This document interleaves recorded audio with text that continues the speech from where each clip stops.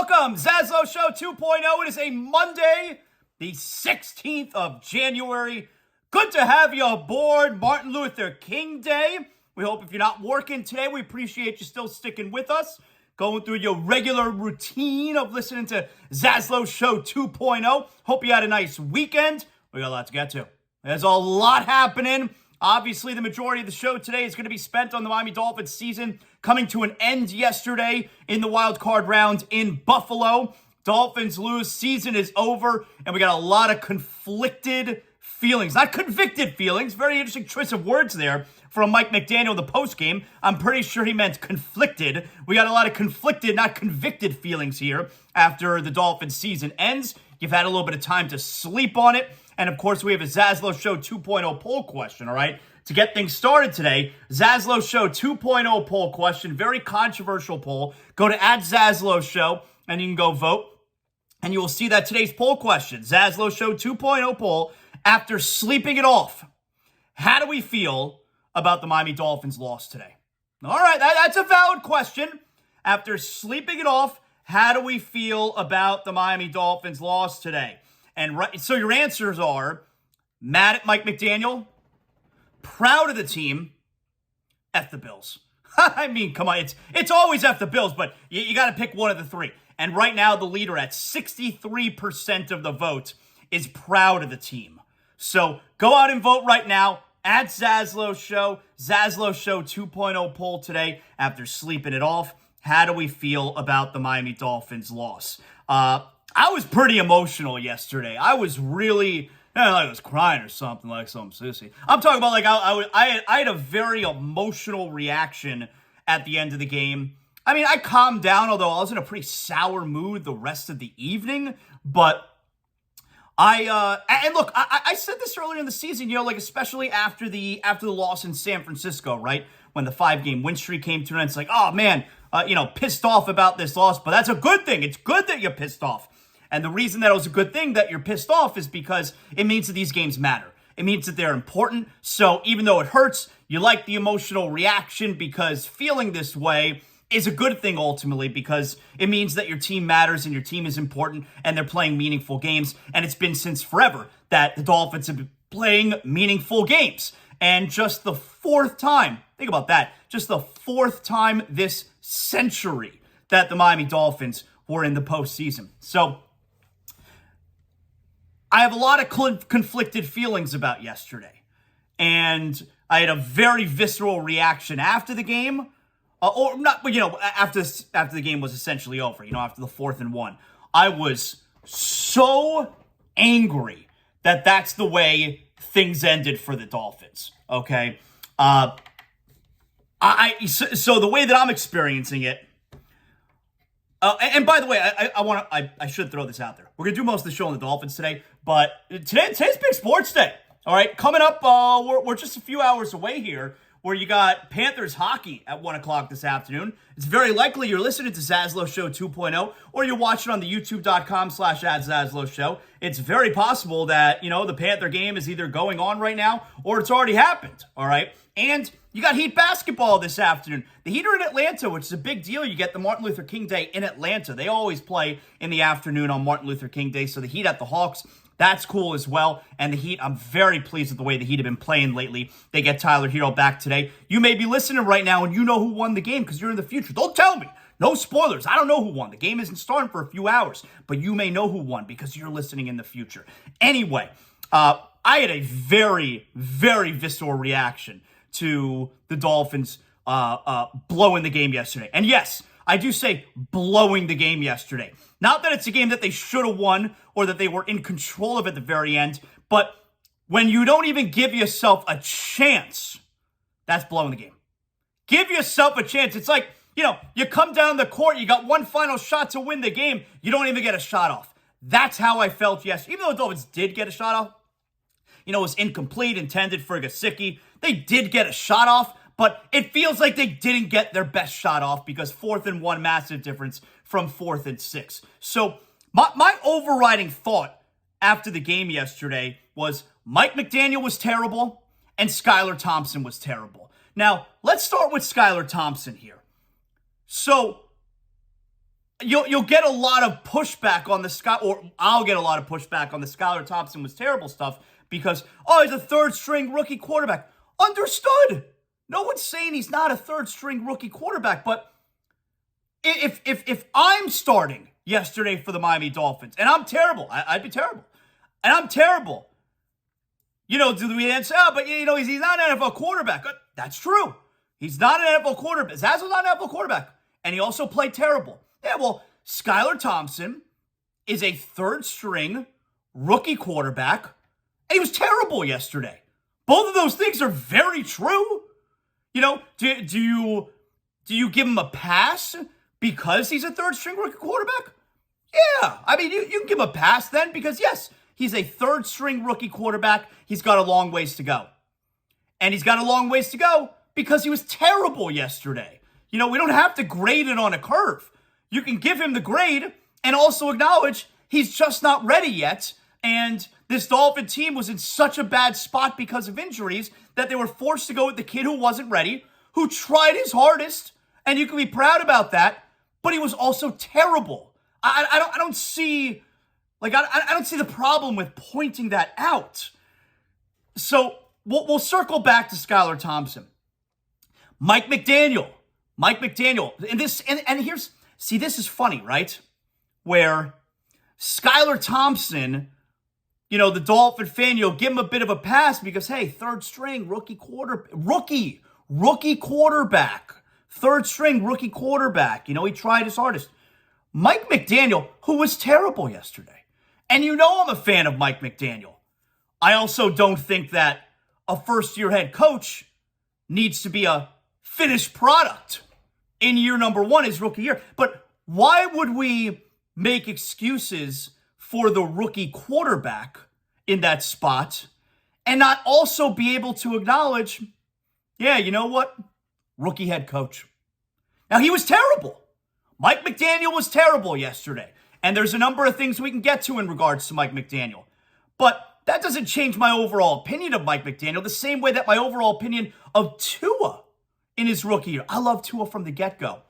Tua did not have a good rookie year. I don't think it was as bad as everyone else thinks it was, but Tua did not have a good rookie year. And it's like, yeah, all right, that's still my dog because I think he's going to be really good. And I feel the same way about Mike McDaniel. Why should a rookie quarterback be a finished product his rookie year? They're not all Joe Burrow. They're not all going to be great right away. Why wouldn't that also apply to a head coach? Why do we expect the head coach to be a finished product in his first year? And the same way that yesterday the Dolphins were faced with a really tough spot by having to go with a third-string rookie quarterback, and he tried his hardest, but he's a rookie. Dolphins very much had a rookie head coach yesterday. And Mike McDaniel was terrible yesterday. So we know I said after the game ended yesterday, we didn't have all the information, which I guess we do have all the information now, because Mike McDaniel is claiming that he was told in the headset and by the official next to him that the Dolphins had a first down, and that was the issue with the 4th and 1 play, which led to the delay of game, which was an embarrassment, just amateur hour all around there from the Dolphins. But here's the thing. That's been a problem all season. It was a problem all game long. Now, I understand when that delay clock, when the play clock hits 0, they really give you an extra half second to 3/4 second because the way that the official is supposed to call it is he's watching the play clock. And when the play clock hits 0, then he looks down to see if the ball was snapped. And if the ball was not snapped, then you throw the flag. So you're talking like the play clock doesn't hit 0 and then he throws the flag. Hit 0, then find the ball, then blow it dead. So you're getting an extra half second there. And the Dolphins were afforded way more than an extra half second all game long. This was a problem the entire game. And that's why I said after the game, I don't know what the issue was. It's going to be real easy to blame Mike McDaniel in this spot. I don't know what the issue was, but whatever it was, and it was happening all game long, is why I thought Mike McDaniel post-game in his explanation was a terrible look. Just a really bad look for Mike McDaniel. Because he told you, what you got to assume is the truth, where he was told in his headset with, a lot of, he said that there was with conviction, right? And the official next to him also said that it was a first down. Even though everyone on the field, now certainly us at home, but even though everyone on the field, everyone in the huddle, Teron Armstead said all of us in the huddle, we knew it was 4th and 1. But Teron Armstead also said this was an issue all year long. And that's why I got a problem with Mike McDaniel's explanation there. Not only was the play getting into the quarterback and getting plays off in time an issue all year long, it was an issue the entire game yesterday. So Mike McDaniel, it may be the truth there, but man, there's no way that's going to draw a positive reaction by putting the blame somewhere else, saying that you were told it was first down. Everyone else knows it was 4th down. I don't know why you thought it was first down. Savon Ahmed, maybe he didn't like the spot. He was very short of the first down marker. There's no reason to have thought that was a first down. And guess what? Dolphins couldn't call timeout in that spot to refigure everything out because by middle of the 4th quarter, they had no timeouts remaining. So we give Skylar Thompson, it's you got to give a pass to a rookie quarterback. It's a rookie coach. And the rookie quarterback made a lot of mistakes and wasn't good. And the rookie coach made a lot of mistakes and wasn't good. That's just a weird thing to me, though, where the rookie quarterback will make the excuses for and give the pass. Why don't we afford that same type of leeway to the rookie head coach? Who, by the way, if you want to talk about the two of them, who did their job as far as the rookies, Skylar Thompson didn't do his job. Mike McDaniel did his job. Mike McDaniel's job going into this season was to find out if we have a franchise quarterback passed with flying colors. That was the job. And on top of it, while that franchise quarterback missed 5 games, still made the playoffs, which I know, the goal has to be to get to the playoffs. No, the goal was to find out if you have a starting quarterback. That was the goal going into the season. And on top of it, a rookie coach also made the playoffs. So I could sit here and tell you that I thought Mike McDaniel had a good rookie season. And he was also terrible yesterday. You're getting a lot of Mike McDaniel, not a good head coach. That's bullshit. He doesn't have to be a final product in his first year. Why would you think that a coach, players aren't final products in their first year, in their rookie year? Why would a coach have to be a final product? Now, if you got someone like Cam Cameron, who's a total disaster, yeah, it's not a good coach. Get rid of him. But there are clearly signs that Mike McDaniel's a good head coach.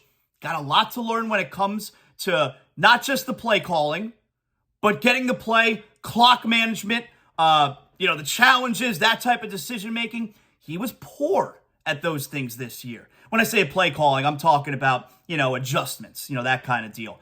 And the play calling yesterday I thought was pretty bland because I would have thought that the Dolphins get the ball in the hands of Waddle and Hill as often as possible. And, screen passes, get them the ball behind the line of scrimmage, even short slants. You didn't see that enough yesterday, and that was surprising to me. There were the two biggest plays of the game, okay? I think we're all going to agree, right? The 4th and 1, which was such an abomination because it wasn't just that they got the delay. You got a 40-second play clock, which was down to, I think, 15 when they then reset it. When you see the players, the coach, they do this. If you're watching on the youtube.com/@ZASLOW Show, you can see I'm pushing my arm upwards where, that means reset it. So 25 seconds ran off the play clock, and then they reset it, and you got another 25 seconds. You're telling me in this time span here, Mike McDaniel didn't know that it wasn't, in fact, first down? He still thought this whole time it was first down? That's a poor job. That's a bad job. And the Dolphins let 50 seconds, I think it was actually 51 seconds. So you had 26 seconds initially that burned off. Then they reset the play clock to an additional 25. A total of 51 seconds ran off before the Dolphins got the delay. And oh my God, I let out the most visceral reaction I have for a sporting event since I was a kid. I was so so angry in this moment. I jumped off the couch as first of all, they broke the huddle at like 5. You got to break the huddle at like 12. They broke the huddle at like 5. And now I jumped off the couch and I am screaming at the television because they're not going to get it off. And then when it got down to 0, I had to walk out of the room. As I was screaming at the television, I was so angry because I'm okay with the Dolphins losing that game yesterday. I'm not okay with them losing the way that they did. I'm not. I'm just not. I'm not going to apologize. I'm not going to feel bad about being angry with the way that game ended. It bothers me how the game ended. Expectations changed throughout the game. Oh, ZASLOW, they were a 13.5-point dog. Come on. Expectations change. The Dolphins were ahead in the fourth quarter. Let me ask you something. When the Dolphins are up 24-20 early in the fourth quarter, or maybe it was late third quarter, whatever. When the Dolphins are up, I think it was early fourth quarter. When the Dolphins are up 24-20 early in the fourth quarter, actually, no, it was late third quarter because the Bills didn't score in the fourth quarter. Excuse me. When the Dolphins are up 24-20 in the second half, are you saying to yourself, you know what, I'm cool whatever happens here. Dolphins are a 13.5-point dog, and they're clearly playing above expectation. I'm really proud of this team. You're a loser if you're thinking that. You're a loser. Expectations change. And going into the game, I sent out the tweet. Dolphins were down 7. I think maybe I sent it at 14-0. Dolphins ended up going down 17-0. I'm like, this shit is so hard to watch. This is a waste of my life here. 3 hours of watching this. It was, you knew it was going to be brutal, and then it was brutal. And now, of course, the Dolphins ended up making it super exciting thanks to the defense. We'll get to them. Thanks to the defense. Dolphins ended up making it super exciting, but expectations change in the middle of the game. You're up 24-20 in the third quarter. You're saying to yourself, I don't care what happens here because no one expected us to be in this game, and it's cool even if we lose because we were a 13.5-point dog. Who says that? When it's 24-20 in the second half, yeah, you know what? It's winning time. Let's win the game. Let's win the game. So expectations change in the middle here. And that's why, yeah, I'm not happy with the way that the game ended because they had a chance. And they blew it because of stupid amateur shit. And that's frustrating to me, man. I'm not going to apologize for being frustrated. I'm not sitting here saying, oh, I'm proud of my team. Now, I can be proud of them. They played so hard. They did. Even, the guys who didn't play well. Jalen Waddle didn't play well. Skylar Thompson didn't play well. Even the guys who didn't play, Tyreek Hill wasn't great. Even the guys who didn't play well, they still played so hard. You could be proud of the team and then be really angry with the way the game ended because it feels like you didn't get a shot off. That's what it feels like. It had been like at the end of Game 7 in the Eastern Conference Finals where Jimmy Butler missed the three-pointer against the Celtics. It had been like if they didn't get a shot off. And it's like think about the difference between the two. Like you were proud of the Heat and the way that they finished the season. Like, oh man, that shot. Now imagine if they didn't get the shot off. Would you still feel that way? They didn't even get a shot off?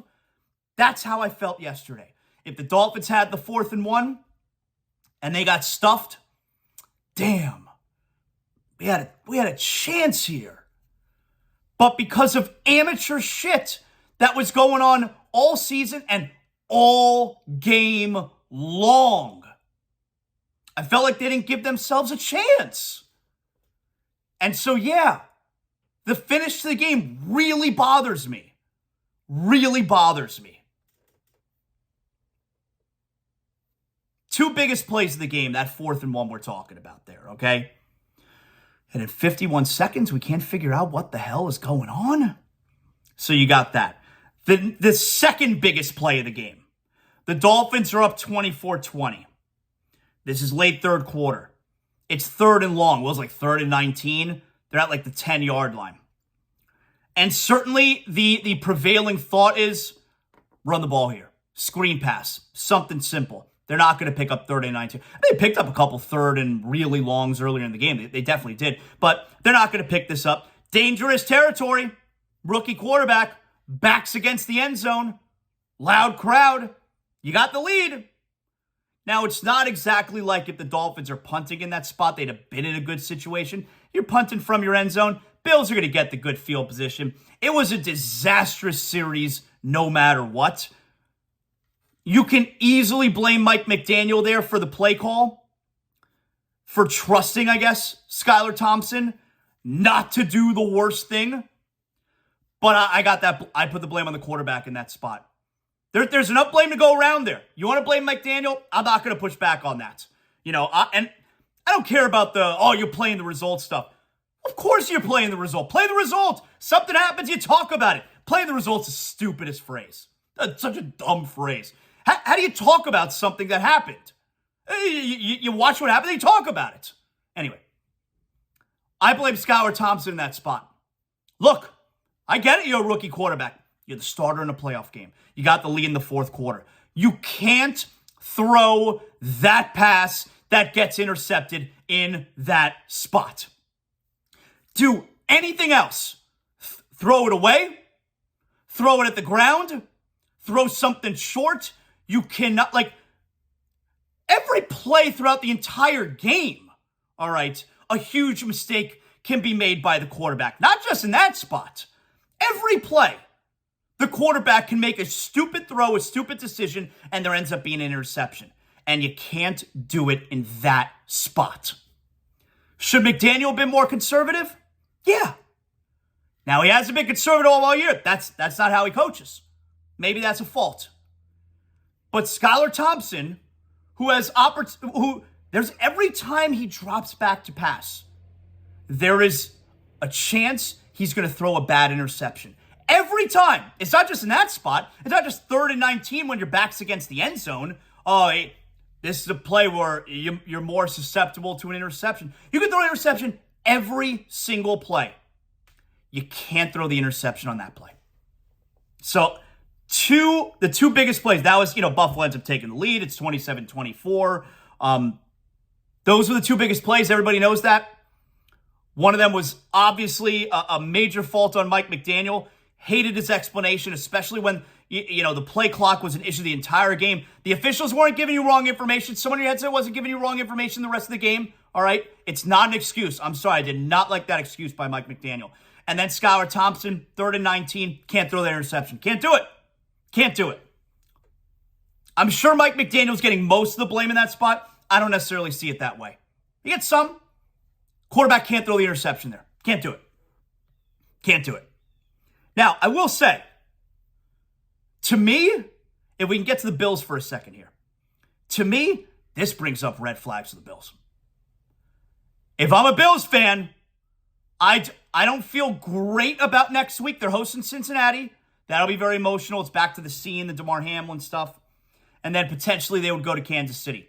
If I'm a Bills fan, I don't feel as good right now as I did before the postseason started. Now, you may say to yourself, you're a Bills fan, and this is valid, where it's, hey, you got to win a game like this. Maybe a game you don't play well, because the Bills did not play well. Maybe you got to win a game like this that Josh Allen doesn't play well, because Josh Allen, reckless as ever, did not play well. But I think this is some red flags for the Bills. They allowed the Dolphins to stay in this game. You could say Dolphins stay in this game. The Bills allowed the Dolphins to stay in this game. Think about every time the Dolphins had the football yesterday. The Dolphins did nothing special with the football. The Dolphins had one drive all game long. Now, it was a huge one because they were down 34-24. The Dolphins had one drive all game long where they did something with the football. It was the 11-play, 75-yard drive in the fourth quarter, which brought them within 34-31. Otherwise, they did nothing with the football all game long. They had one drive. That's it. One. The rest of the game, the rest of those points were set up by the defense making plays. The Dolphins defense played great. You could say, ZASLOW, how they play great? 34 points. You can still play great. You give up 34 points because they made plays that put their offense in a position to get points. They made big plays all game long. Well, they have five, 6 sacks to defense, bunch of sacks. They had strip sacks. They had fumble recoveries. They had defensive touchdowns. They forced 3 and outs. Dolphins defense gave up 34 points and also played a great game by making very big plays all throughout the game. They did. They put the offense in position to get points all game long. Now, it's not going to be enough to save Josh Boyer's job, nor should it be. But finally, in a huge spot, the defense, in a game that they gave up 34 points, still managed to make major impacts on the game all game long. I love the way the defense played. Dolphins are not in that game without the defense. They made plays. They capitalized off the Bills' recklessness. That's also true. You got to point that out. The Dolphins' offense did nothing all game long. I mean, think about this. It was all the defense. It was, or special teams, setting up the Dolphins' offense to get points. Look at this. Like I said, Dolphins' offense did nothing with the football all game long. So look at this. How's that possible? They scored 31 points. Okay. Let's look at let's be objective. Let's be fair here, right? Dolphins are down 17-0. They cut it to 17-3. You got the kickoff out of bounds at 17-0. All right, so you get the ball on the 40-yard line. Excellent. 10 plays, 38 yards. Field goal. They do nothing. They got the great field possession because the ball was kicked out of bounds penalty. 10 plays, 38 yards, field goal. All right, you got something. Then after Josh Allen's first interception, Howard gets the interception there. But was this the Holland one? I don't remember which one it was. But you get the interception there. Dolphins, 8 plays, 18 yards. Field goal. Okay? 8 plays, 18 yards, field goal. Again, the offense, nothing. But all right, 17-6, chipping away. Then you get the long return from Cedric Wilson, right? You get the long return. 4 plays, 8 yards. 50-yard return from Cedric Wilson. 4 plays, 8 yards. Field goal. So the defense or special teams or a penalty is putting the Dolphins in a position to get points. But the offense can't do anything with it. 10 plays, 38 yards, field goal. 8 plays, 18 yards, field goal. 4 plays, 8 yards, field goal. 17-9. And then you get the second interception, the Javon Holland interception. Puts you right there, about the 25-yard line. 4 plays, 18 yards. Excuse me, not 25-yard line. They were on the 18-yard line. They scored. 4 plays, 18 yards, touchdown. So finally, not a long drive, because they only had 1 long drive all game long. Finally, they take advantage of what the defense gave them there, and they punch it in. You got the touchdown to the back of the end zone. 4 plays, 18 yards, touchdown. So, and 2-point conversion. All 17 of those points in the first half were set up by the defense or special teams. The offense didn't do anything with the football. Nothing. And then to start the second half, defensive touchdown. Eric Rowe strip sack, Zach Sealer touchdown, 24 points. All 24 of these points were set up by the defense or special teams. The offense did nothing. Here are the drives. I'm going to give you the total yards. Dolphins had 24 points at this point. You want to know the total offensive yards that the Dolphins had in order to get those 24 points? 72 yards. 72 yards equaled 24 points. And if they were able to get more yards, those 3 field goals, if 1 or 2 of them could have been touchdowns instead, I mean, think about it. Dolphins are up 24-20, doing nothing with the football.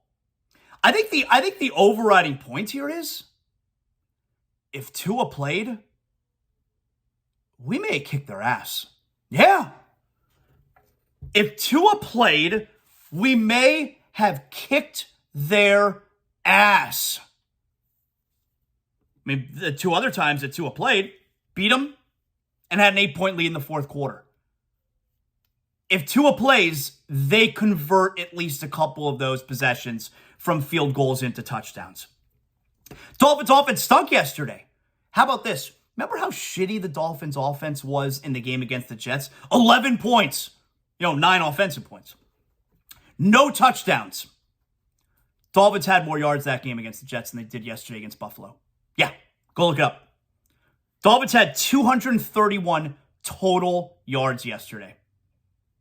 Dolphins had more yards against the Jets the week before than they did yesterday. In a game, they scored 31 points against Buffalo. So it's red flags for Buffalo, I think. And it's also, Dolphins offense did nothing yesterday. And if Tua plays, we win. Yeah. It's like I said going into the game. You got no chance with Skylar Thompson. If it's Bridgewater, you got a chance. If it's Tua, I think you're going to win. And based on the way everything played out, with the special teams putting the Dolphins in position, with the defense putting the Dolphins into position, I think it was spot on. You had no chance with Thompson. He couldn't convert anything. Bridgewater, you had a chance. Tua, you would have won. Yeah. And I'm not gonna feel bad about being angry with the way that game ended. Expectations change, man. Expectations change in the middle of the game. You want them to go out there and win that thing when you saw they had a chance. So yeah, team played hard. They played so hard. You can be proud of that. And also point out, man, the coach left a lot to be desired, and the quarterback was not good. And guess what? Both of them are rookies. So if you're going to afford the rookie quarterback that leeway, don't you also have to afford that leeway to the coach? Doesn't mean you got to feel good about it. Neither of them's a finished product. But the coach this year, I thought he had a good year. He's got a lot of room to grow. It's got to be better. We can't have the delays, no timeouts, losing challenges. You can't have all that stuff. The managing the clock, can't have it next year. That had to get it all out of the way now. Can't be having these conversations again next year. Can't do it.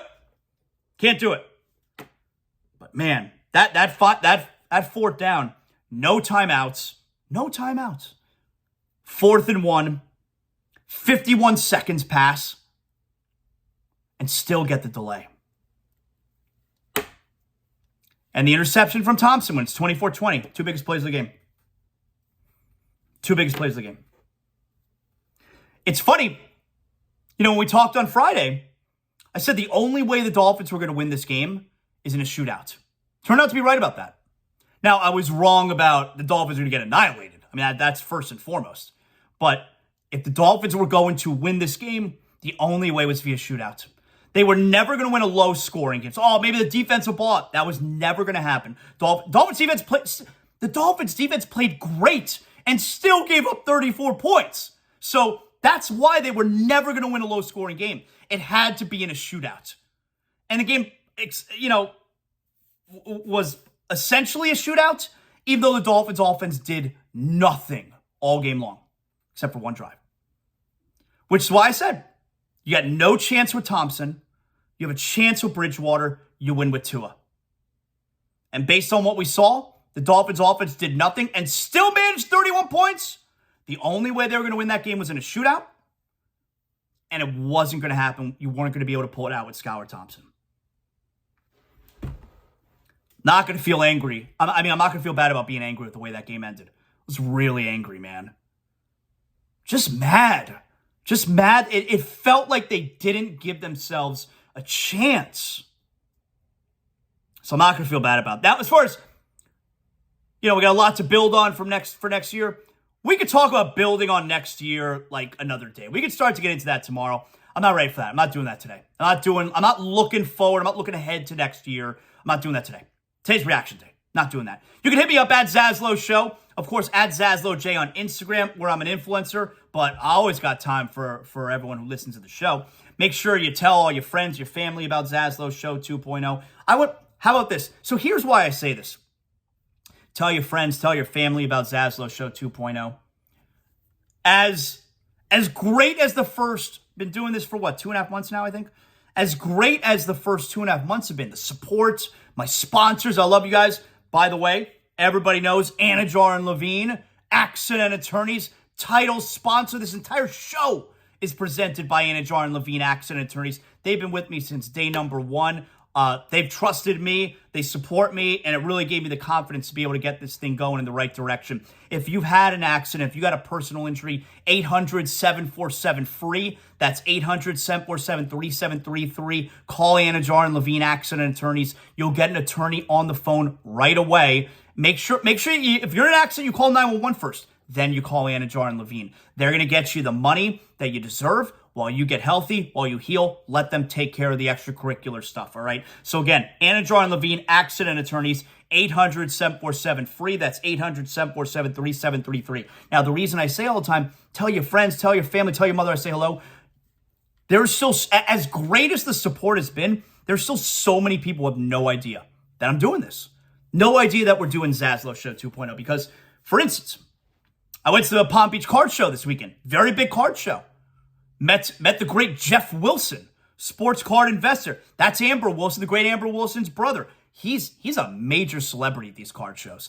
Anyway, met him there. He was there. But I took my son. My son wanted to meet him as well because my son's a big fan, watches all the videos. My son's way into trading cards, all right? Saw my guy Sinbad from Sinbad Sports. He was there too. All the big card dealers, they were all there at this Palm Beach card show over the weekend.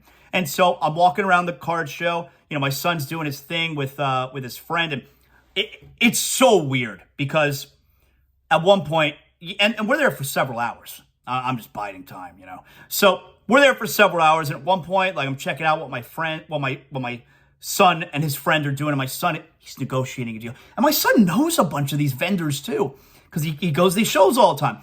But my son he's negotiating a deal. He's almost 14. He's 14 in a few days. He's negotiating a deal. He's going back and forth. And we're talking big money, like $1,000, you know?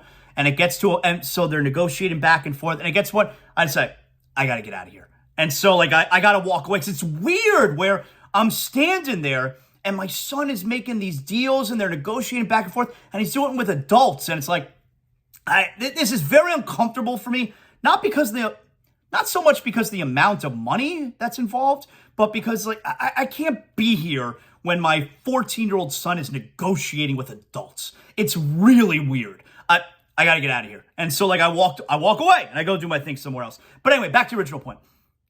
I'm walking around and a bunch of the vendors, some of the customers, they recognize me. ZASLOW, oh hey, you know, and I love stopping, I love talking to you guys.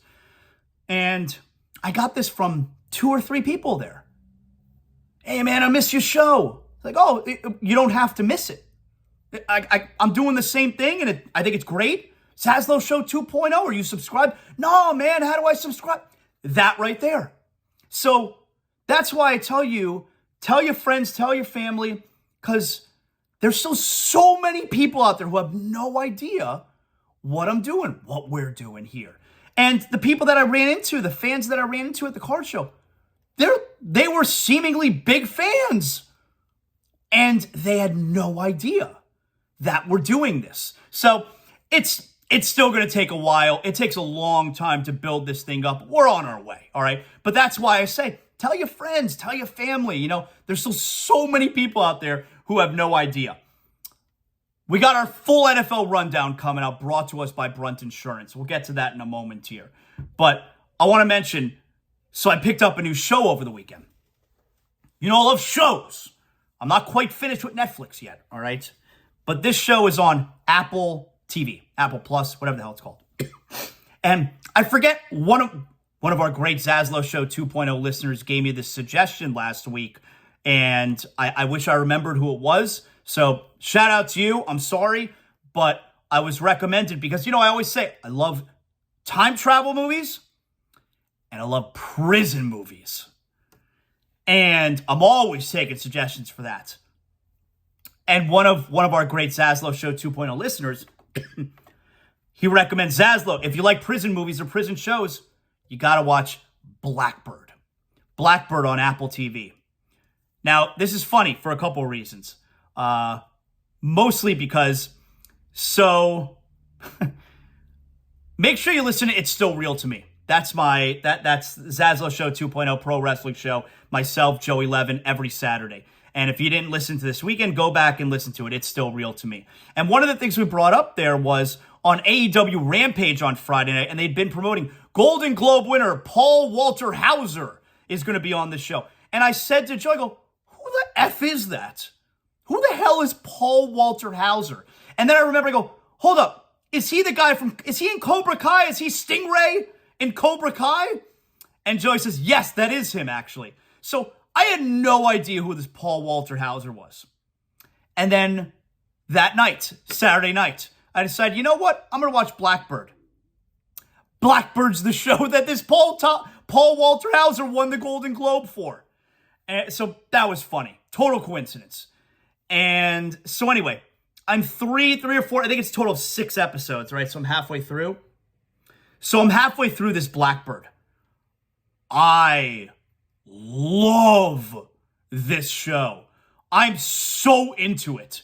Here's what again, shout out, man, to our listener who recommended it for me. And I love Taron Egerton. Remember, he played Elton John in Rocket Man. He's in all the Kingsman movies. I feel like Taron Egerton's like the next great young actor. He is terrific. And so I like him a lot. This is the show that Ray Liotta passed away. And Ray Liotta, who I just finished episode 3 last night, and then at the end of the episode, they do an in memory of Ray Liotta. So he must have died in between episode 3 and episode 4. I wonder how they're going to weave that into the story. But Ray Liotta, who we all know, I mean, performance of a lifetime was Goodfellas. This was a major performance from Ray Liotta. Boy, was he good. So this show Blackbird, which I think is a true story. There's a serial killer, kills girls. He's thrown in prison, and he's potentially going to get out on a technicality. And so they need more proof that he killed all these girls. And they essentially, they get an informant. They convince a drug dealer who is played by Taron Egerton to be an informant and get the information to cozy up to him and find out where he buried these other girls. That's the show. I don't think it get any more complicated than that. That's the show. And I love it. This show is incredible. The acting, top notch. So I can't recommend it anymore, this Blackbird. I'm only halfway through it. I don't think I'm going to be able to get to it. Well, I'll be able to watch it later tonight. You know where I may be able to watch it? In between the Heat game and the Cowboys-Bucks game. Because this is a great sports day. Like I said, you may be listening right now in the future. Don't tell me if the Panthers won or lost. But the Panthers are playing at 1 o'clock today. Right after that ends, the Heat are at 3:30. Right after that ends, it's 6 o'clock. Got a couple hours before Monday Night Football, the conclusion of Super Wildcard Weekend. So I'll probably squeeze in an episode or 2 of Blackbird there. But I very highly recommend this show. Love it. And the acting, like I said, top notch. Speaking of acting, my boy Robbie Ramos, Diego Cottonmouth from Stars as Heels. He was on with us last week. If you haven't listened to that, go back and listen to last week's episode. I think it was on Friday last week. Yeah, go back and listen to myself and Robbie Ramos. Or you go on YouTube, youtube.com/@ZASLOW Show. He was fantastic. I loved talking to him. He's a huge Dolphin fan. We were texting during the game yesterday. But, and you know I love that show, Heels. But support Robbie. He's a local guy, so go back and listen or watch that right there. So anyway, let me give you a little bit on the Heat here. We'll circle back to the Dolphins. Then we got to do our NFL rundown, all right? Our Super Wildcard Round NFL rundown brought to us by Brunt Insurance, bruntinsurance.com. So the Heat have Atlanta today. I went to the game on Saturday afternoon. Saw the Heat take that Milwaukee ass. So Giannis didn't play. Tyler Hero was out again. So that's a bummer. It was an ABC game, but overall, here's the point. The Heat are 24-20. I think they've won 12 out of 17. I said this a couple games ago, even after the loss against Brooklyn, I really like the way the Heat are playing right now. I do. I really like the way they're playing. Now, Kyle Lowry has missed the last few games. Won them all, except for the Brooklyn game. Kyle Lowry's out again today. The Heat are 7-1 without Kyle Lowry this year. 7-1. I hope he never comes back. Sorry, not sorry. I would be, and now a bunch of players became eligible to be traded yesterday, like Dwayne Dedman, Guys who were re-signed this year. I think some of them became eligible yesterday. Now there's a lot of rumors out there. The Timberwolves could be interested in Lowry. The Lakers could be interested in Lowry. I would be fine getting rid of Lowry for absolutely nothing. Now, what I mean by that is you get rid of him and you get the salary filler back and Lowry's contract is off the books. Yeah, I'd be fine with it. I'd be fine with getting rid of Lowry for nothing. I know there's rumors about D'Angelo Russell. I don't know if D'Angelo Russell's a Heat kind of guy, but like if they were to get D'Angelo Russell in a move that sent Kyle Lowry out, I would be very excited about that. I just don't know that he's a Heat kind of guy. I'd be okay getting rid of Lowry for nothing because I told Oladipo had 20 points again on Saturday afternoon. I think he's back. Now, he's never going to put up the numbers that he did before because he's never going to be the number one guy. But Victor Oladipo is a closing lineup guy for the Heat. Oladipo, Hero, Butler. I would go Highsmith because I like the defense. And bam, that's your closing five right there. If you're paying a guy $28 million a year and he's not your closing lineup, it's a major problem. I'd get rid of Lowry for nothing. And now I don't want to get crazy about Gabe Vincent, who had another great game on Saturday afternoon. But Gabe Vincent's a role player. He's going to have some really good games. That was a great game. He's going to have some really good games, and then there are going to be games where he can't do anything. And the fact of the matter is, for most of the year, he has not been able to shoot the ball. Now, maybe he's healthy now. Maybe. We'll see. I'm not going to overreact to Gabe Vincent these last two games. I know what Gabe Vincent is. We've seen him for a few years now, and I like him. But I'm not trying to get rid of Lowry because of Gabe Vincent. I'm getting rid of Lowry, number one, because he's a net negative, and number two, because of Victor Oladipo. That's why I'm getting rid of Lowry. Has nothing to do with Vincent. Has to do with Oladipo. So I really like the way the Heat are playing right now. Tyler Hero returns today in Atlanta. This is a nice little test for the Heat on the road on Monday afternoon against a Hawks team that's right there in position with you in that play-in scenario. The Heat, I think, are a half game back of New York for number 6. I do believe eventually the Heat will catch them. So hopefully we get a win there. Can we get a double dip? You got the Panthers this afternoon coming off a win on Saturday night over Vancouver 4-3. I actually didn't see the game. I screwed up something with recording it. But anyway, so this was a crazy wild card weekend. One of the best you could ever remember.